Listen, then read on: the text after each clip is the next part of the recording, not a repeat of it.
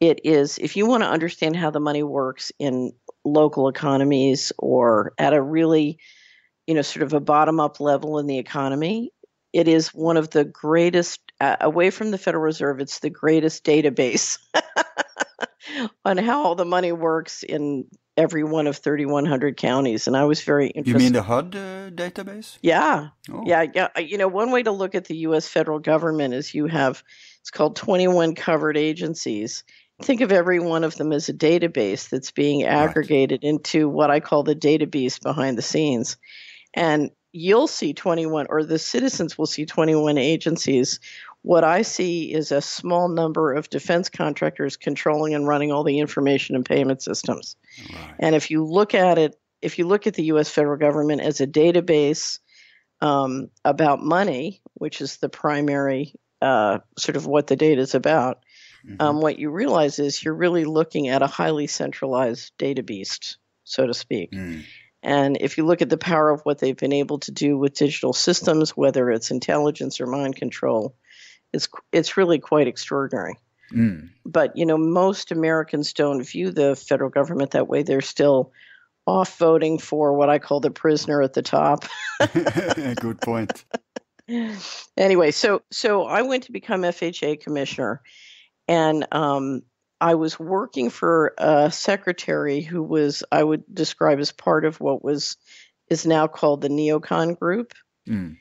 And I ran smack into the incredible lawlessness of that group. Yeah, you discovered corruption and stuff, but let me ask you first, Papa Bush. I don't regard him actually as a prisoner at the top. I regard him as one of the few players who ascended to the public top. What do you think about that? Right. I mean, you met him, didn't you? Yeah, no, I knew Bush, Mm. not well. I wasn't close. I was a partner of a firm run by the person who became Secretary of Treasury in the Bush administration, and he and Bush were very close. Right. So that was a longstanding traditional relationship. But and I got to know sort of the Bush team working in the 84 and 88 elections. 84 was when Bush was vice president, and then 88 when he went in as president. And remember, when Bush became vice president under Reagan, he got control essentially of the intelligence and enforcement line. So he ran basically the court systems, the Department of Justice, the federal enforcement, and the Yeah, he intelligence. was Reagan's Cheney, basically. Yeah, but remember, he had been the director of the CIA. Yeah. So it's the equivalent of giving the head of the secret police control of all intelligence enforcement and putting them in a position to really build out who the judges are and build out control of the courts. That was a group that was very into the nuts and bolts of control. Mm. One of the things they did that was critical was when Bush got that in that position, they engineered an executive order that permitted them to have private corporations do highly classified work. And that was the beginning of the real building out of the data beast. Like we've seen under Obama when he has privatized so many, let's say NASA tasks and stuff. Well, the big privatization was when you privatize the information systems and the payment systems, because the banks had already been privatized when you created the Federal Reserve. Yeah. So your bank accounts are controlled by private banks, but now your information and payment systems are controlled by private defense contractors. And they need to be neutral. They need to be state controlled to avoid corruption and monkey business.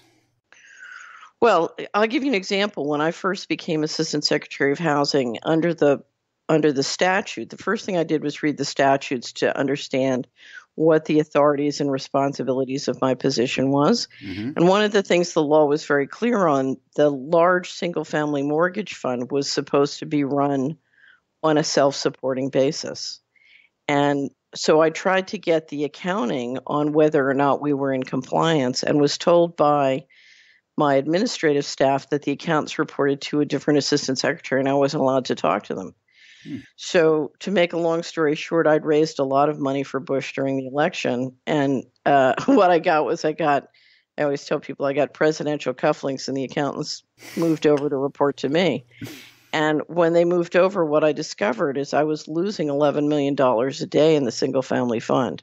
Wow. So to say that we were not in compliance, we were not in compliance. But then to dig deeper and really get the data I needed to solve the problem, because we had at the time 10 federal regions and 80 field offices. And as you know, real estate is very place-based. So I didn't want to give just one instruction. I needed to give 80 instructions.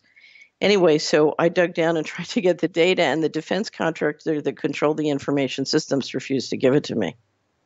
But could he do that? Wasn't you in an authority position to get it? So let me explain how the deep state works. Mm-hmm. There are the political appointees, whether it's the president elected or the people he chooses to appoint, and supposedly they're running the government. The reality is you have a deep state that controls the banking accounts, the information systems, and the data. And I hear they refer to the elected positions as temps. That one I haven't heard, but okay. The reality is you are running. There's a reality TV show that's one layer, the political layer, and then you have a deeper layer.